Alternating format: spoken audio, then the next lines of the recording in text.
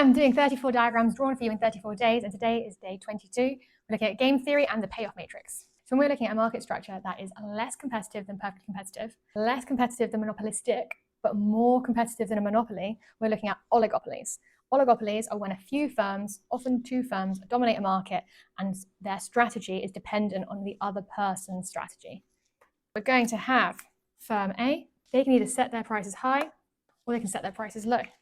They have a competitor called firm B, and they can also set a high price or a low price. Now, if firm A chooses to have a high price, they will make 95 million in profit. If they go for a low price while B still has a high price, they'll undercut them, they'll steal the market, and they'll make 160 million in profit. However, if firm A stayed at their high price and they were undercut by B, they would lose their market share and they'd only make 5 million in profit. If they both ended up going to a lower price, firm A would make 70 million in profit. Firm B has a similar problem that they have to try and navigate. Firm B, if they kept their prices high, would make 100 million in profit if they both had high prices. If firm B decided to cut their price while firm A didn't react, they'd make 150 million in profit. If firm B stayed high while they had been undercut, their profits would drop to 10 million. And if both firms went to a low price, they would make 80 million in profit. So you might think, well, they can both do better if they keep their high price. So why don't they just both stay high?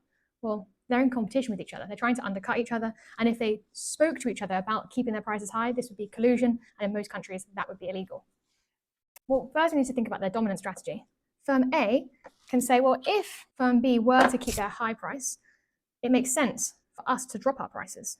Or firm B could keep their prices low. And again, it still makes sense to drop our prices. Because both of those are moving in the same direction, it is firm A's dominant strategy to have a low price. Firm B can ask the same question. If we assume firm A is going to keep a high price, well, it's in firm B's best interest to drop their price. If firm A were to have a low price, again, it is in firm B's best interest to drop their price.